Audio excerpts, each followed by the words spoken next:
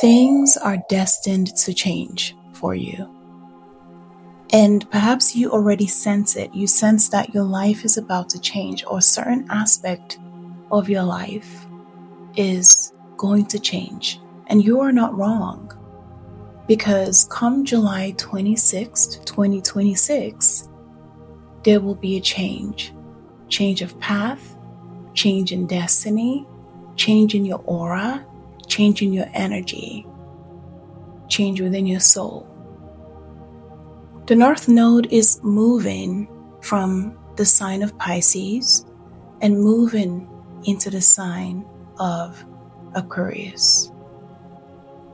Today I'm going to be looking into the North Node. What is the North Node? What are the benefits of the North Node? What are the malefic things of the North Node?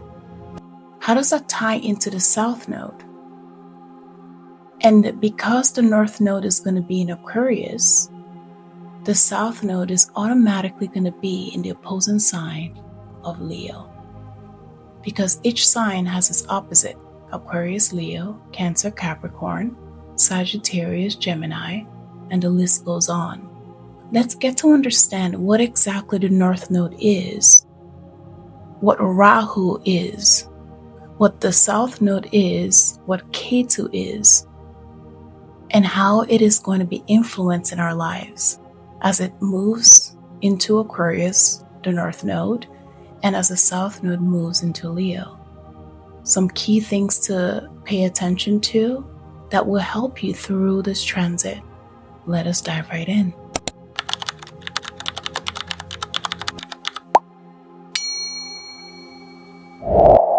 To begin, I do want to highlight that I will be referring to both tropical, aka Western astrology, as well as Vedic astrology. I do thoroughly enjoy Vedic a lot. I love the mythology.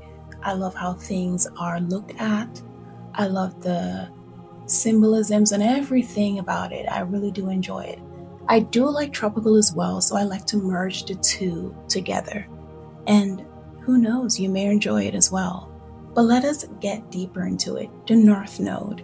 In Vedic astrology, the North and the South Node, from a mythology point of view, it's referred to as the dragon or the serpent. The head falls in Rahu. The North Node will be the head, all right, Rahu as they call it. And the body, the tail, is the South Node, which is Ketu. When you look into your chart, you're going to see the symbol of the North Node, aka Rahu. You may not always see the South Node, which is the U turned the right way, typically how we write the U, whereas the North Node is facing downwards, okay? So that is the South, and that's the North Node. One thing I want you to keep in mind, though, is whenever the North Node falls in any sign, automatically the South Node falls in the opposing sign.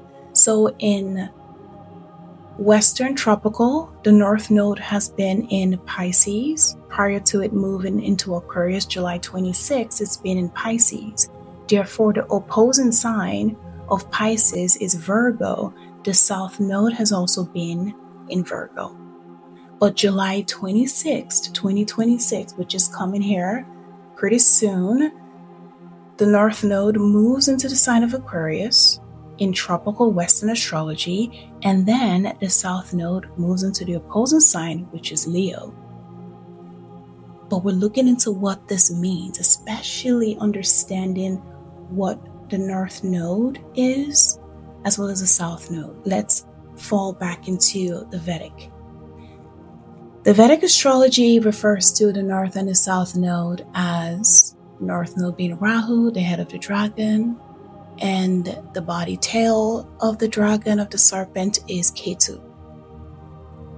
But when we think of a head, just think of your head for a second. You have your eyes, you have your nose, you have your ears, you have your mouth, you have all of these things that pretty much arouse your senses. But then, when you think of the South Node, it's the body without the head. That is what's going to be happening in Leo. a lot of your attention begins to flow towards where you have Aquarius in your chart. So when you put in your birth time information, your birth chart information, date of birth, time of birth, location of birth, look at where you have Aquarius, because that is where a lot of your senses are going to be pulling you towards. There's a lot you're going to be seeing there, a lot you're going to be listening to there. But where you have Leo, things are different there for you. There is this natural sort of intuitive energy of I've been there, done that could come into the area of Leo, a sense of just intuition. Where you have the North Node, because the head is there is an energy of desire, a strong level of desire, a strong level of hunger. When you can see something, you see how beautiful something looks, you desire it more. Your eyes are paying attention to all of these things, this and that, and you're listening to all of these things. It's pleasing your senses. And that's why in Vedic astrology, the North Node is referred to as a point where we are potentially wanting things and wanting to experience new things there, desiring things in that area. And that's part of the human experience, to desire, to want, to sense. That's part of being human. So there's nothing wrong with that. The North Node, aka Rahu, in the Vedic world is also seen as malefic. There is benefic and there is malefic. So malefic being that it's not necessarily always a good thing. And so both the North Node and the South Node are referred to as this sort of malefic energy because they bring extreme. They have the potential to bring an extreme polarity. Where you have the North Node, you may be extremely focused in that area, really wanting to experience something new, really drawn to the things that you desire, which could then create obsessive energy, obsessiveness, obsessions, and extreme levels of wanting something, craving something, feeling like you're never fully satisfied. Because remember, when you just have the head, you're eating, but it's not going into anywhere, right? Think of just the head. It doesn't have that full body. It doesn't have the rest of the body, like the digestive system, for everything to go in, essentially, to get absorbed. It's not doing that. So it's just eating and wanting and desiring and wanting and seeing, oh, that looks nice, I want that. Oh, that feels good, I want that. Oh, that looks shiny, I want that. So in the Vedic world, this is why both the North Node, aka Rahu, and the South Node, aka Ketu, can be seen as malefics. Because when we look into the South Node, which is Ketu, which is also seen as something that can be potentially malefic, it creates the opposing energy. Ketu is detached. It's detachment, whereas Rahu, the North Node, is about attachments, because again, with the head and wanting and desiring something, it's creating attachment. So wherever you have Aquarius, there are things that you're going to be wanting, and it's creating this energy of attachment to things. Whereas on the other side, where you have the South Node, Ketu, it's wanting to cut things away. It's wanting to pull you more into the spiritual, the soul part of your experience. Whereas the North Node is wanting to pull you more into the physical things, those things that please your physical senses. The South Node, Ketu, is wanting to separate you from those things, is wanting to say, you don't need all of these things here. You don't need to obsess over these things here. We don't need all that there. Let us just flow. That's why in Vedic astrology, the South Node, aka Ketu, is all about moksha, spiritual liberation, wanting to liberate you away from the things that you may obsess about. But it does that in this intense way too. So again, it can be seen as this intense energy, this force of an energy that can cut things away in a very sharp, intense way. That is essentially the energy of the South Node. It cuts things away, has that sharpness to it. With these two opposing forces, one pulling you towards wanting and wanting. This is good. This looks great. Let's go for it. Let's try it. Let's try something new. And the other side pulling you towards letting go, freeing yourself, not wanting things. It creates this polarity in our energy, because this is something that impacts every single one of us. We all have Aquarius somewhere in that chart. Therefore, these polarities are going to be impacting us. This is why I did want to tie in the concept of Vedic astrology, because I feel like it does a great job at understanding the deeper layers of the North Node, aka Rahu, as well as the South Node, aka Ketu. So think about it this way: North Node, attachments, but opportunities to experience new things, things that are different, foreign things as well, because the North Node is wanting to bring forth new experience for you, something that may even feel unusual, eccentric, different. That is what it's trying to bring in. In a more benefic way to look at it, the North Node gives us an opportunity to grow and learn from new, unusual experiences. Whereas the South Node, Ketu, is helping us filter, right? It's helping us cut away those obsessive things. It's helping us say you can experience the new, but don't get too attached. You can experience the newness. You can learn from new places, new things, new relationships, new experiences without getting obsessed. Remember, you don't need too much of this. All you need is within you already. That South Node Ketu energy is very much connected to the soul, because it doesn't have the head. It doesn't see things as exciting as the North Node does, as the head does. Remember, the North Node has the eyes and it can see and it sees all these new things and, oh, that's nice, and oh, this is exciting. South Node doesn't see that. It's just filling things more so with the soul and intuitively and all that. So it doesn't need all those pleasures that Rahu, aka the North Node, tends to chase after or obsess over. So keep that in mind. Attachments, detachments. Either way, the benefits of both the North and the South is that there's always something to learn. Whenever the North Node is pulling you towards a particular area, it's calling for you to learn something there if you're open to it. And whenever the South Node is pulling you away from something and cutting things away, because, humans, we love to get attached to things. We love the permanence of things in our lives. We don't like sudden changes and having to let go of something that we're familiar with. That's just part of being humans. So therefore, whenever we have that sharpness of the South Node cutting things away, that could feel painful, that could feel heavy. But remember, just like there's something to learn with the North Node, there's also something to learn with the South Node. There's wisdom that comes from having a healthy sense of detachment.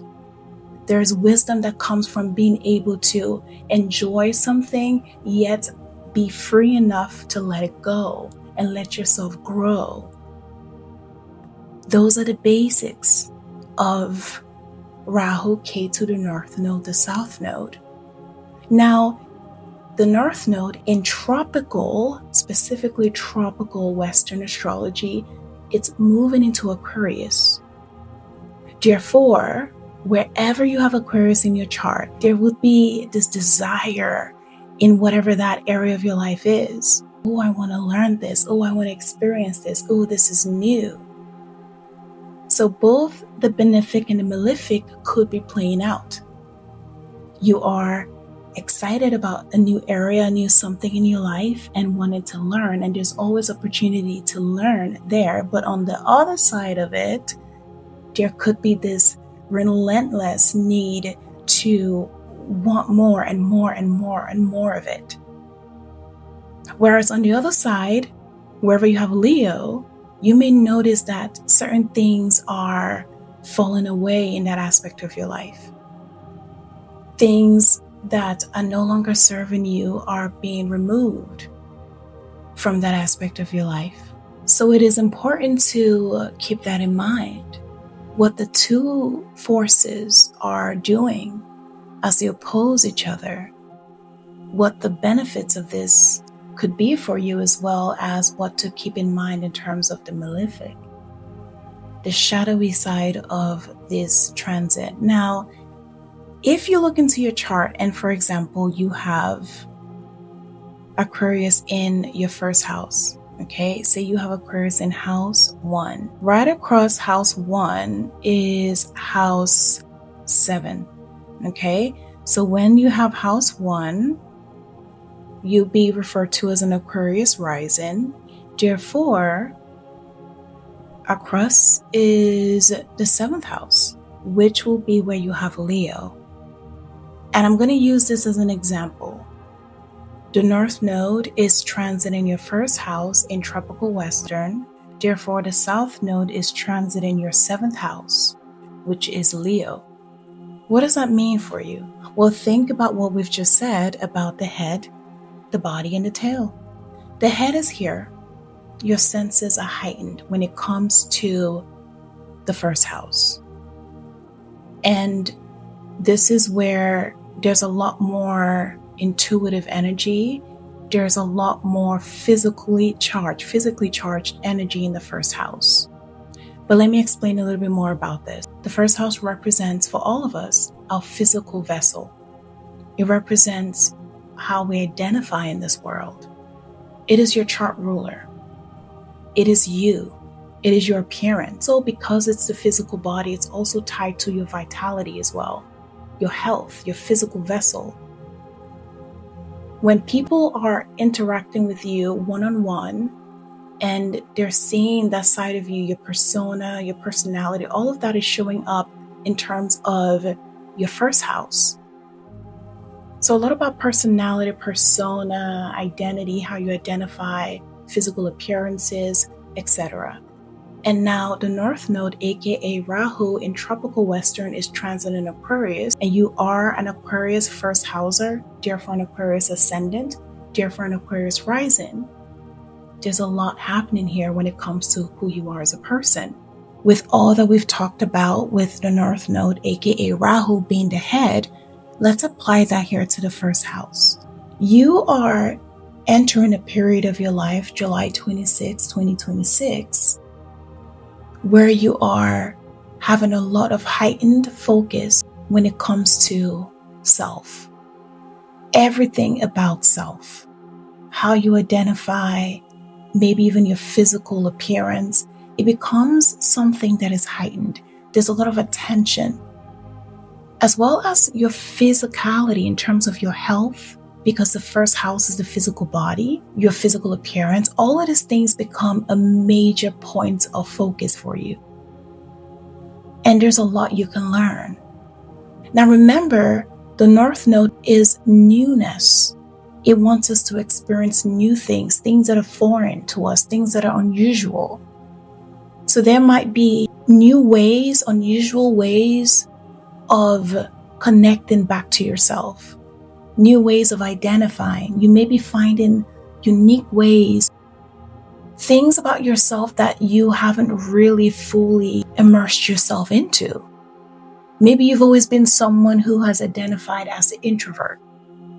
And now this transit is bringing out a side of you that is more extroverted. Enjoy exploring what it's like to have a new identity, have a new way of showing up in the world.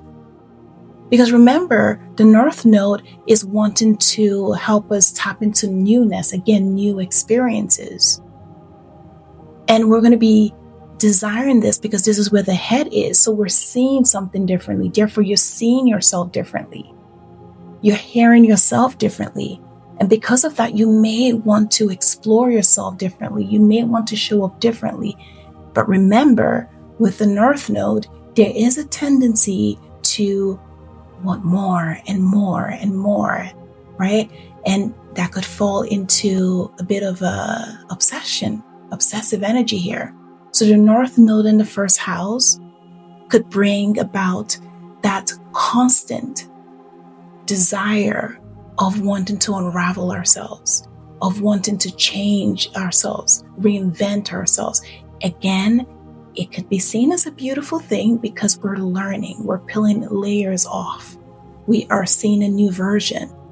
But on the other side, we have the 7th house, the house of partners. Because if the first house is you, automatically house 7 becomes others. Your spouse, other people, professional relationships, agreements. Could also be like your audience in some ways. So this is the house of others, your relationships, your personal, professional relationships as well. This is where the South Node is. The South Node, remember, it doesn't have the head. It just has the body. It has this sense of intuition, right? Whereas house 1, that is where we have all this physical side of the energy. It's more about what we can see, the physical things around us, our physical senses. Whereas here it's more so the soul and the energy and the intuition. So what's happening here though? Well, the South Node is doing what it does here as well. It's cutting things away. Wherever you have the South Node, just know it is working on detachment. Wherever you have the North Node, know that it's creating attachments. It's all about keeping things balanced. What could be going on when it comes to partnerships and relationships is that you could be closing out certain dynamics within partnerships. You could be closing out certain dynamics within connections, or just in fact, closing out the relationships altogether. Ending and closing out past storylines with ways you've connected with people, past connections, past dynamics, past patterns that no longer serve you because of the growth happening in the other spectrum of your life. But I love the energy of K2, the South Node, as well. There's something positive that could be happening here. As you are in this pursuit of self-growing and self-learning, self-improvement, and whatever you're doing here when it comes to yourself, this is the area where you are learning to show up authentically, learning who you truly are, new ways of navigating this world outside of what other people have told you, other people have projected upon you. You're finding new ways, but K2 is also helping you here remove any kind of projections, any kind of attachments that have formed in your life at any point prior to this transit that has limited you from really tapping into who you truly are. And as you go on this journey of finding more and new ways of aligning with your true self, who you truly are, your true identity, as you are learning, as you are growing and expanding here, the South Node is also going to be detaching anything that is not real, not healthy, not aligned for you on a soul level. Because as you are expanding here, you may be drawn to different kinds of people. You're showing up differently now. You're opening up to a different version of yourself. So you may equally be connecting with different kinds of people. But K2, the South Node in your 7th house, is making sure that as you are finding your true self, it's making sure to keep an eye, keep that sharpness there to make sure it's cutting away or keeping away and protecting you from any kind of connection, seventh house, any kind of partnerships that could hinder or that could create any sort of imbalanced, obsessive bindings, connection towards other people that actually creates more of a problem for you. There's a lot happening between who you are as a person and how you connect with other people. How you've connected with other people is going to undergo some kind of change because how you are connecting to yourself is undergoing change. It's happening simultaneously. Connections that do not allow you to grow in a healthy way will be filtered around this time. Specific message for some of you, you could be seeing the number 555 or 550. That just came through. That's a random message, whoever you are watching this right now. So keep that in mind. This is a time where you are going to be learning about yourself, new things about yourself. Aquarius also is the energy of uniqueness, individuality, being eccentric. It is a natural ruler of the 11th house. Even though based on your own birth chart information, Aquarius could be sitting in your first house, it could be sitting in your second house, third, fourth, fifth, sixth, seventh, eighth, ninth. It doesn't matter. The original house that it resides in is the 11th house, which is the house of the collective. It is the house of innovation. It is the house of humanitarianism. It is the house of goals and aspirations. It is the house of uniqueness. When we think of the collective, what makes up the collective is the individuals. When we come into form a group, I'm bringing my own individuality. You're bringing your own uniqueness. We're all bringing something different, and that's what creates community. Shared inspiration, shared goals. All of that is seen in the 11th house, therefore it's seen in the energy of Aquarius. So Aquarius sitting in your first house, you carry that energy. You're someone who may be good with a crowd of people, and you're also someone who allows for individuality as well. You could be someone who naturally has this inspired way of seeing the world. And you're someone who also has this innovative, eccentric way of seeing yourself and the world. So with Rahu, aka the North Node, transit in Aquarius here, it's amplifying that energy. It's wanting you to learn about new ways of seeing yourself, unique ways, your authenticity, what makes you original. You're peeling layers off now. You're seeing new things about yourself. But Ketu here, think about Leo. Leo is the energy of the 5th house because the 5th house naturally sits across the 11th house of Aquarius. Leo is all things your inner child. It's that childlike energy in a nutshell. It represents speculative things, speculative gains. That would be like someone who has an ability to maybe a talent, and they're able to use that talent to create something beneficial for them. That's 5th house energy. That's that playful, passionate, creative energy. That's Leo. And for you, that is the energy that resides in your 7th house.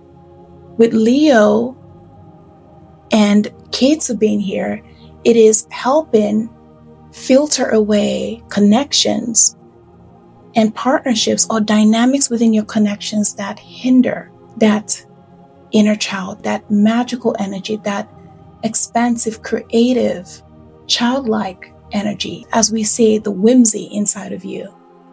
If there's been connections that have played out in your life where there's been some inner wounds connected to your childhood, the South Node here could be helping strengthen that area of your life. It could be helping cut away certain patterns.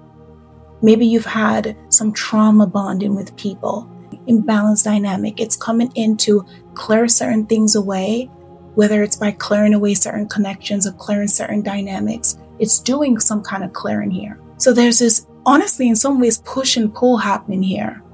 Just know that Wherever Rahu is, the North Node, you are taking in. You are taking something in, you're wanting something, but be discerning in terms of any potential for obsession when it comes to that area of your life. Even though Ketu is separating you away from certain connections here, it is not saying to fall into this energy of being solely by yourself. Not necessarily saying that. It's helping you release the excessive, unnecessary, because Ketu likes to remove, the South Node likes to do away with excessiveness. It's cutting away the excessive, the relationships that are not needed, the connections, the patterns in your dynamics that are not needed, so that you can have that freedom to be your authentic, to be your true self. This is not about completely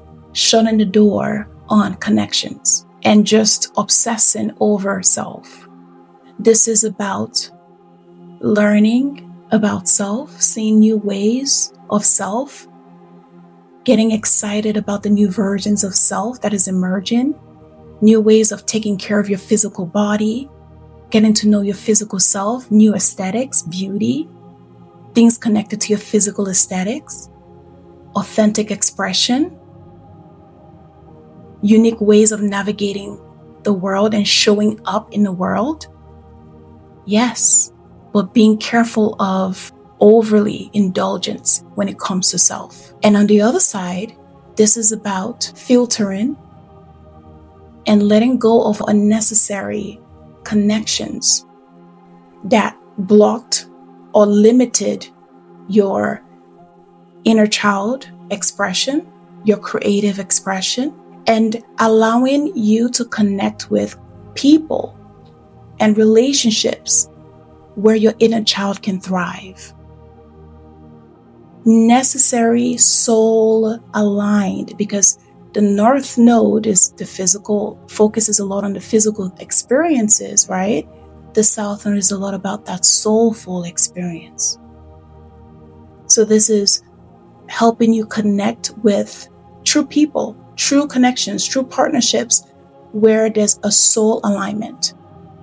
So you may even notice at this time, your connections that have been very superficial, that are not doing it for you on a soul level, they might get released around this time, because you are tapping into a version of yourself that may crave, this new version of yourself may crave connections that allow you to thrive creatively, Leo. That may allow you to be that fun, outgoing, beautiful sunlight, the sun rules Leo. Any connections that feel heavy, daunting, restrictive, you may feel this need to separate yourself from those relationships. Remember, this new version of you, it's Aquarius. It wants this freedom, uniqueness. It may crave that. It may want that. Therefore, separating you from connections that are daunting. So you see how the two are working together. Again, the South Node is not saying cut everybody off. I mean, you may have to do that and bring in new connections, but just keep in mind, it's all about balance. As you're coming up into this new version of yourself, as you're showing up in new ways, connecting to yourself in new ways, showing up differently, how you show up in connections is also going to be different. Therefore, the people you start to connect with will be different as well. For some of you, this is going to be, for example, in your 7th house, right? You could have Aquarius in the 7th house. Therefore, Leo would be in the 1st house. Therefore, the North Node will be playing out in the 7th house and the South Node in the 1st house. And the concept still applies. That is why I wanted to explain deeply, and you can just kind of apply that in the different houses that you have Aquarius for everyone watching. So house 7, that would be, like we said, your partnerships. And this is where the head falls into. This is where your senses are heightened. So there could be a lot of new things that you're wanting to experience when it comes to relationships, partnerships. Remember, house 7 is partnerships. House 1, this becomes house 1. And Ketu is transiting the 1st house. So with the head here and that North Node energy, it's seeing all these new things when it comes to relationships and partnerships. So this is a time to be open to connecting to people and new connections. And maybe you have an existing connection. This could be a time where new aspects of that connection could be arising for you. There could be new levels that are emerging within your connections.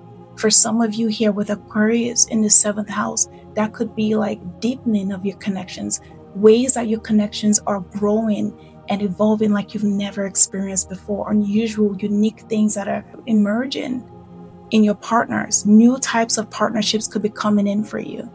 Your type in terms of relationships could start to change. Your senses are heightened there. But remember, where the head is, it is all about wanting. Therefore, it's all about potential attachments and potential obsession. Keep that in mind. So this could be where we want more and more of. Oh, I met this friend. Wow, I am connecting with this kind of person and new people and then new experiences. That excitement could begin to grow. And that's a beautiful thing. You can learn. Through connections, we learn a lot about ourselves, a lot about life. That's a great thing. There's always something to learn.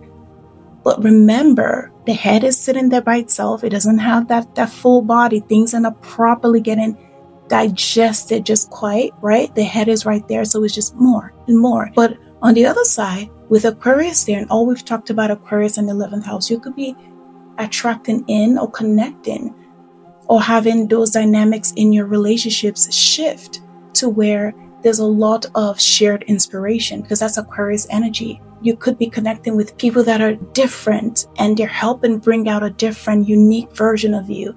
People that help you with your goals and your aspirations. You know, you could be forming a lot of friends because Aquarius is the 11th house. 11th house is the house of the collective, like I spoke about. Friendship groups, you could be having a lot of this happen. The 7th house could represent your audience. So if you're doing something on an online platform, that could be expanding for you. Some of these connections may also feel fated because the North Node brings that element of fate to it. So there could be all of these things going on and it's exciting and it's like you can't get enough of it. So being careful of too much attachments, because on the other side, which is the 1st house, Ketu being here, this is where things are being filtered.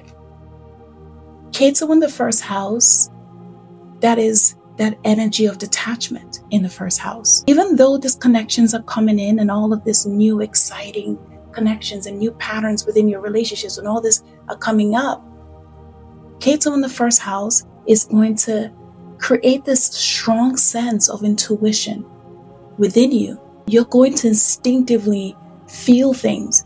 And with that strong, potent intuition, the South Node here, remember, it's all about shedding away the unnecessary. And it's falling in the house of identity, who you truly are, your physical self.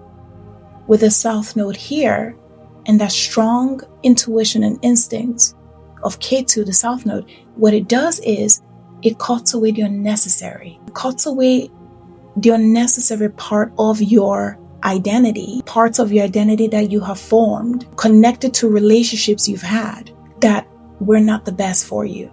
Ketu being in the 1st house and that South Node energy, those of you who have Aquarius in your 7th house, that's going to look like with the South Node and Ketu in the 1st, it is filtering away aspects of your personality, ways that you have identified as that are connected to relationships that you've had that have made you create identities that do not serve you and do not serve your relationships moving forward. So what could happen is there could be new connections coming in for you because old ways of identification, old ways that you have identified. Maybe you've identified as someone who just prefers to follow because you've had connections where people haven't allowed you to step into your sense of authority. They have been maybe threatened by that version of yourself. So you have sort of taken that identity of being someone who follows. Well, this transit with Rahu and Aquarius could be bringing in new connections in your life, new relationships, new dynamics within your connections that then triggers you to release old ways that you have identified as and stepping into new ways. So you could all of a sudden get connections that want you to lead, people that see that inner authority within you, that leadership within you, which then prompts that Ketu energy to cut away and shed away those versions of yourself, of your identity, of being the follower. Now you step in as a leader. You see what it's doing there? As you are creating these connections here, these new connections and relationships, or your current relationships and new ways of connecting, you are detaching from old ways of showing up. Because new people, new experiences within your relationships, House 7 is helping shift away old ways you've shown up. You don't have to follow because your connections are allowing you, giving you the space, honoring that inner authority within you. So it's important to allow yourself to connect with these new experiences when it comes to the 7th house. It's going to help you. It's going to allow you to perhaps tap into different versions of yourself and say goodbye to old versions of yourself. That's what that transit is going to look like for you. But making sure that the energy is balanced and there isn't that essence of obsession here, because with that obsession there, that's where things get messy. We want connections that are balanced and healthy, that are allowing us to be the best version of ourselves. Therefore, we can allow them as well to be the best versions of themselves. And that applies in every way. That is in your 10th house, your 11th house, that concept of attachment, detachment, the concept of letting go and taking on new things, that concept of Rahu and Ketu and the North Node and the South Node, it applies. I may put in the comment section of this video for the different houses in terms of all that we have gone through today, but this was just an example, and I wanted to use the Vedic as well as the tropical, aka Western astrology, to help you understand the North Node and the South Node, as well as Rahu and Ketu. Areas of your life where you have Aquarius and Leo, things are going to be evolving and changing. Stay open, stay balanced, and stay blessed. I hope this brought you some kind of insight. Take care of yourself, and I will see you all soon. Bye for now.